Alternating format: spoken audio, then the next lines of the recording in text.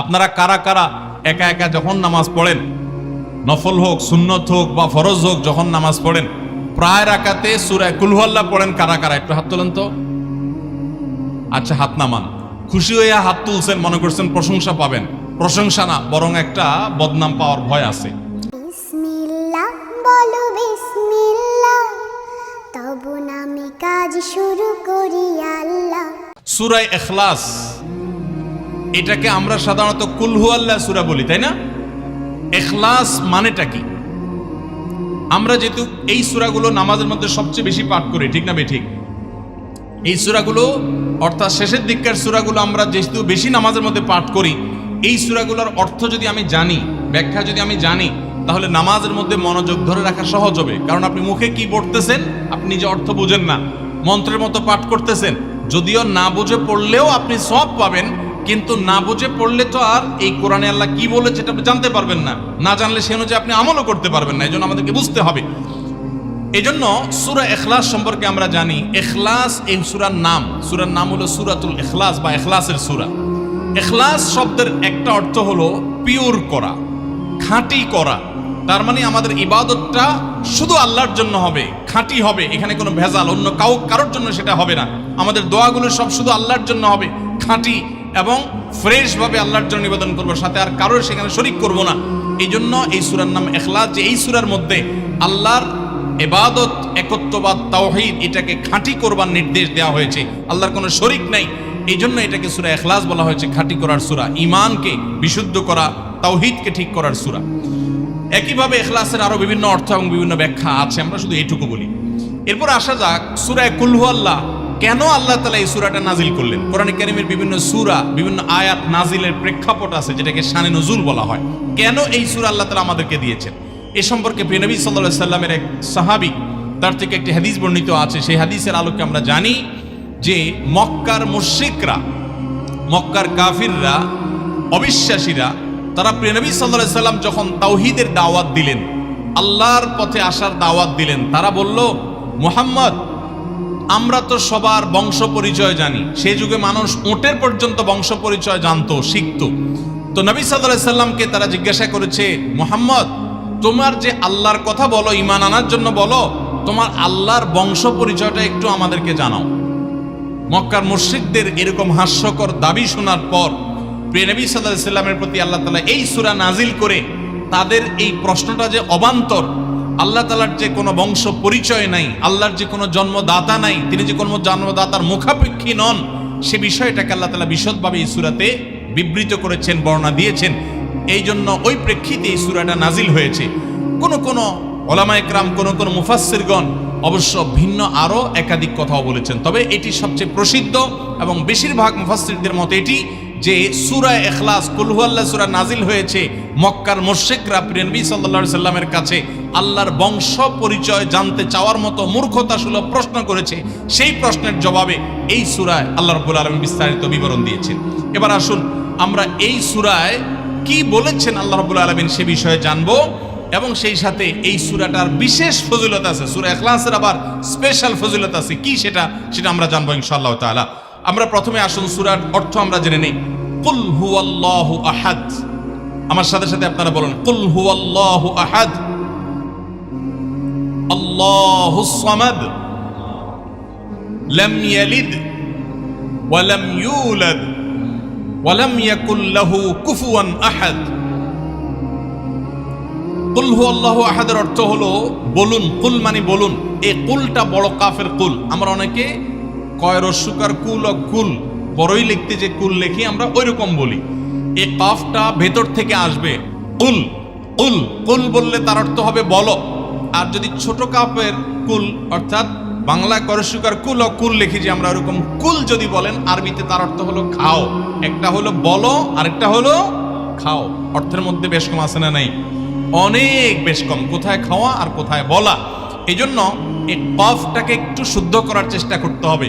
উল ভিতর থেকে উল, উল হুয়াল্লাহু আহাদ। এর অর্থ কি? কুল মানে বলুন। আল্লাহ তাআলা তার রাসূলকে বলছেন, হে রাসূল, আপনার ভেতরে যে বিশ্বাস আছে তাওহীদের প্রতি, সেই বিশ্বাসকে প্রকাশ করে বলুন হুয়াল্লাহু, হুয়া মানে তিনি, আল্লাহ মানে তো আল্লাহ। বলুন যে তিনি আল্লাহ আহাদ, মানে একক, অদ্বিতীয়, তার কোনো শরিক নাই, তার কোনো অংশীদার নাই, তিনি একক। বংশ পরিচয়ে তার থাকার প্রশ্নই ওঠে না। যিনি একক, যিনি অদ্বিতীয়, যার কোনো শরিক নাই এবং যার কোনো পার্টনার নাই, যার কোনো ফ্যামিলির সদস্য নাই, যিনি একক, তার বংশ পরিচয় জানতে চাওয়া এটা মূর্খতা এবং অজ্ঞানতা। এই জন্য আল্লাহ রাব্বুল আলামিন জানিয়েছেন, কুল হুয়াল্লাহু আহাদ, বলে দিন তিনি আল্লাহ যিনি একক, আল্লাহুস সামাদ, আল্লাহ হলেন সমাদ। সমাদ শব্দের অর্থ হলো যে তিনি হলেন সেই মহান সত্তা, সবাই যার কাছে মুখাপেক্ষী, তিনি কারোর কাছে মুখাপেক্ষী নন। সমাদ মানে হলো যিনি অমুখাপেক্ষী, যিনি কারোর মুখাপেক্ষী না। পৃথিবীর সকল সৃষ্টি তার মুখাপেক্ষী, তিনি কারো মুখাপেক্ষী না। যেহেতু তিনি কারোর মুখাপেক্ষী না, অতএব তার বাপেরও প্রয়োজন নাই, তার মায়েরও প্রয়োজন নাই, তার সন্তানের প্রয়োজন নাই, বন্ধুর প্রয়োজন নেই, তার কারোর কোনো প্রয়োজন নেই।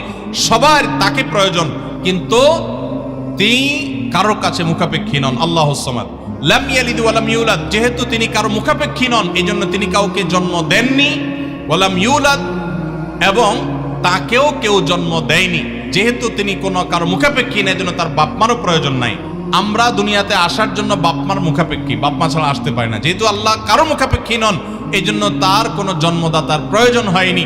ওয়া লাম ইউলাদ, এবং তিনি কাউকে জন্ম দেননি।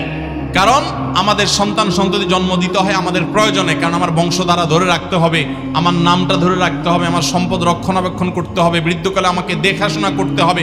এইসব কারণে আমাদের সন্তানের প্রয়োজন হয়। আল্লাহ তাআলা যেহেতু মুখাপেক্ষী নন কোনো কিছুর প্রতি, এই জন্য তার কাউকে জন্ম দিয়ে তার বংশ টিকায় রাখারও প্রয়োজন নাই, আবার তাকে কেউ জন্ম দেওয়ারও প্রয়োজন নাই। ওয়ালাম ইয়াকুল্লাহু কুফুয়ান আহাদ, আর তার কোনো সমকক্ষ নাই, তার সমান কেউ নাই, তার সাথে কোনো প্রকার সাদৃশ্য হতে পারে এমন আর কেউ নাই। তিনি অদ্বিতীয়, তিনি একক। এই ছোট ছোট 4টি সূরায় আল্লাহ তাআলার 3টি গুণবাচক নাম আল্লাহ উল্লেখ করেছেন। আল্লাহর মূল নাম যেটা, সেটা উল্লেখ করেছেন আল্লাহ, তার জাতে পাকের নাম। আর এর পাশাপাশি আরো 2টি গুণবাচক নাম উল্লেখ করেছেন। এক হলো আহাদ, মানে একক, এটা আল্লাহর গুণবাচক নাম। আর একটা হলো সমাদ, এটাও আল্লাহর গুণবাচক নাম। এই নামগুলো আল্লাহ তাআলা উল্লেখ করেছেন। এই যে সূরাটা, সূরা ইখলাস আমরা জানলাম, এর অর্থ আমরা শুনলাম। এই সূরার ফজিলত কি? 3টা ফজিলত আপনারা শুনেন। 1 নম্বর, নবী করিম সাল্লাল্লাহু আলাইহি সাল্লাম বলেছেন, এই সূরা ইখলাস এটা হলো কোরআনে কারীমের 3 ভাগের 1 ভাগ। বলেন সুবহানাল্লাহ। সূরা ইখলাস বা কুল হুয়াল্লাহ সূরাটা হলো কোরআনে কারীমের কয় ভাগের 1 ভাগ? 3 ভাগের 1 ভাগ। 3 ভাগের 1 ভাগের মানে কি? এই সম্পর্কে কোন তাফসীরবিদগণ বলেছেন, এর মানে হলো গোটা কোরআনে আল্লাহ তাআলা মৌলিকভাবে 3টা বিষয়ের আলোচনা করেছেন। কয়টা বিষয়? এই পুরো কোরআন জুড়ে আল্লাহ তাআলা আলোচনা করেছেন কয়টা বিষয়ে? 3টা বিষয়। নাম্বার 1 তাওহীদ, একত্ববাদ, ঈমান সম্পর্কে। নাম্বার 2 আখবার, বিভিন্ন জাতি গোষ্ঠীর ইতিহাস আল্লাহ এখানে আলোচনা করেছেন। নাম্বার 3 এই কোরআন আল্লাহ তাআলা আলোচনা করেছেন আহকাম বা বিধিবিধান। ঈমানটা মানুষের, বিশ্বাসটা মানুষের সবচেয়ে গুরুত্বপূর্ণ। বিশ্বাস মানুষকে পরিচালনা করে, জন্য কোরআনে এটার আলোচনা সবচেয়ে বেশি। এরপর ইতিহাসের আলোচনা মানুষের অনেক বেশি প্রয়োজন শিক্ষা গ্রহণ করবার জন্য পূর্বের ঘটনাবলী থেকে, সেজন্য সেগুলোও আছে। আর 3 নম্বর বিধিবিধান, মানুষ কিভাবে চললে কোন দিকে গেলে লাভ হবে, কোথায় গেলে ক্ষতি হবে, সে হালাল হারামের বিবরণ কোরআনে আছে। 3টা বিষয়ের আলোচনার মধ্যে একটা হলো তাওহীদ বা ঈমান। এই সূরা ইখলাস এমন একটা সূরা কোরআনের, এই একটা সূরাতে পুরা সূরার 4টা আয়াতের সবগুলো আয়াতে শুধু ঈমান সম্পর্কে, শুধু আল্লাহর জাত সম্পর্কে বলা আছে। বলেন সুবহানাল্লাহ। ভাইরা আমার, এই সূরা ইখলাস বা সূরা কুল হুয়াল্লাহ এটা কোরআনে কারীমের 3 ভাগের 1 ভাগ। এটার একটা ব্যাখ্যা। আরেকটা ব্যাখ্যা হলো, কোরআনে কারীম যদি কেউ পুরাটা পড়তে পারে, যে পরিমাণ সওয়াব সে লাভ করবে। শুধু কুল হুয়াল্লাহ সূরা যদি একবার পাঠ করে, কয়বার? একবার যদি পাঠ করে, কোরআনে কারীমের 3 ভাগের 1 ভাগ তেলাওয়াত করার সওয়াব আল্লাহ তাআলা ওই ব্যক্তিকে দান করেন। তাহলে যদি কেউ 3 বার পাঠ করে, তাহলে এখান থেকে বোঝা যায় যে আল্লাহ তাআলা তাকে পুরা কোরআন একবার তেলাওয়াতের সওয়াব দান করবেন। পুরা কোরআন কষ্ট করে তেলাওয়াত করলে সেটার যে মর্যাদা হবে সেটা অবশ্যই ভিন্নতর। কিন্তু 3 কুল সূরা ইখলাস এটাকে 3 বার পাঠ করলে আল্লাহ রাব্বুল আলামিন কোরআনে কারীমের পূর্ণাঙ্গ কোরআন তেলাওয়াতের সওয়াব পাবেন বলে অনেক উলামা ইকরাম, মুহাদ্দিসিন ইকরাম বলেছেন এই হাদিসের আলোকে। এটা হলো এর দ্বিতীয় ফজিলত। প্রথম ফজিলত। দ্বিতীয় ফজিলত হলো আমাদের প্রিয় নবী সাল্লাল্লাহু আলাইহি ওয়াসাল্লামের সময়ে তিনি এক দলকে একটা অভিযানে পাঠিয়েছেন। তাদের মধ্যে যিনি ইমাম সাহেব ছিলেন, ওই আল্লাহর বান্দা প্রত্যেক নামাজের মধ্যে যে কোনো সূরা পড়তেন, যে কোনো কেরাত পড়তেন, শেষে সূরা ইখলাসটা অবশ্যই পাঠ করে তারপর রুকুতে যাইতেন। এখন সাহাবীদের মধ্যে একটা প্রশ্ন দেখা দিল যে এই লোকটা প্রত্যেক রাকাত নামাজে সূরায়ে ফাতিহা আলহামদু সূরা পাঠ করার পর যেই সূরাই পড়েন, যেই কেরাতই পড়েন, সাথে আবার কুল হুয়াল্লাহটা কেন পড়েন? আমরা তো নবী সাল্লাল্লাহু আলাইহি ওয়াসাল্লাম কিরম করতে দেখি নাই। তখন সাহাবীরা এসে নবী সাল্লাল্লাহু আলাইহি ওয়াসাল্লামকে জিজ্ঞাসা করলেন, ইয়া রাসূলুল্লাহ, আমাদের ইমাম সাহেব যাকে আমাদের সাথে আপনি দিয়েছেন, যিনি আমাদের সাথে আসেন, এই ব্যক্তি প্রত্যেক রাকাতে অন্য যা পড়ুক আর না পড়ুক এই কুল হুয়াল্লাহ সূরাটা উনি পড়েই পড়ে, এটা উনি ছাড়ে না, এর কারণটা কি? তখন নবী সাল্লাল্লাহু আলাইহি ওয়াসাল্লাম জিজ্ঞাসা করলেন ওই ব্যক্তিকে যে তুমি কেন এই সূরা পাঠ করো? অবশ্যই অবধারিতভাবে সূরা ফাতিহা না প্রত্যেক রাকাতে ফিক্সড, অন্য কোনো সূরা তো ফিক্সড না, তুমি অন্য যাই পড়ো সাথে প্রত্যেক রাকাতে কুল হুয়াল্লাহ দিয়ে শেষ করে তারপর রুকুতে যাও কেন? তখন সে সাহাবী বলেন, ইয়া রাসূলুল্লাহ, আমি কেন পড়ি? কারণ কোরআনে কারিমে এই একটা সূরা, সূরা ইখলাস বা কুল হুয়াল্লাহ সূরাটা একমাত্র সূরা যেই সূরার শুরু থেকে শেষ পর্যন্ত সবগুলো আয়াতে শুধু আমার আল্লাহর কথা বলা আছে। কোরআনের অন্য কোন সূরা এমন নাই যেই সূরার শুরু থেকে শেষ পর্যন্ত পুরো সাবজেক্ট আগা টু গোড়া পর্যন্ত সবগুলো বিষয়, সবগুলো আয়াতে শুধুমাত্র আল্লাহর পরিচয় দেওয়া হয়েছে, এমন আরেকটা সূরা নেই। যেহেতু এখানে শুধু আল্লাহর কথাই বলা হয়েছে, এই জন্য এই সূরাকে আমার অনেক বেশি পছন্দ হয়, এই জন্য এই সূরাকে অনেক বেশি আমি ভালোবাসি। আমার আল্লাহর আলোচনা এখানে, অন্যান্য সূরাতে কোথাও ইতিহাস, কোথাও হালাল হারাম, কোথাও বিধিবিধান, কোথাও অন্যান্য আলোচনা আছে, কিন্তু এই সূরায় শুধু আমার আল্লাহর কথা বলা আছে। এই জন্য আল্লাহর মহব্বতে এই সূরাকে আমি অনেক ভালোবাসি, কুল হুয়াল্লাহ সূরাকে। নবী করিম সাল্লাল্লাহু আলাইহি ওয়াসাল্লাম তখন বলেছেন, তোমার এই ভালোবাসার কারণে আমার কাছে ওহী আল্লাহ পাঠিয়েছেন যে আল্লাহ তাআলা তোমাকে স্পেশালি ভালোবাসেন। এবং অন্য বর্ণনায় আসছে নবী সাল্লাল্লাহু আলাইহি ওয়াসাল্লাম বলেছেন, হুব্বুকা ইয়্যাহা ইউদখিলুকাল জান্নাহ, তুমি এই সূরাকে যে ভালোবাসো, এই ভালোবাসার কারণে আল্লাহ তাআলা তোমাকে জান্নাতে প্রবেশ করাবেন, সে ওয়াদা করেছে। অতএব ভাইরা আমার, সূরা ইখলাস বা কুল হুয়াল্লাহ সূরাকে স্পেশালি আমরা মহব্বত করব, ঠিক আছে না ইনশাআল্লাহ?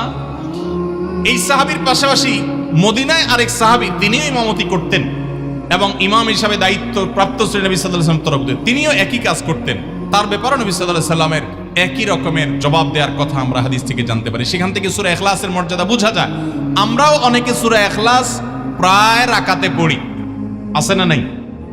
আপনারা কারা কারা একা একা যখন নামাজ পড়েন, নফল হোক, সুন্নত হোক বা ফরজ হোক, যখন নামাজ পড়েন প্রায় রাকাতে সূরা কুল হুয়াল্লাহ পড়েন কারা কারা? একটু হাত তোলেন তো। আচ্ছা, হাত নামান। খুশি হইয়া হাত তুলছেন, মনে করছেন প্রশংসা পাবেন। প্রশংসা না, বরং একটা বদনাম পাওয়ার ভয় আছে। হাতটা তোলাইছি আমি, আপনারা মনে করছেন সবসময় হাত তুললেই শুধু জিতা যায়।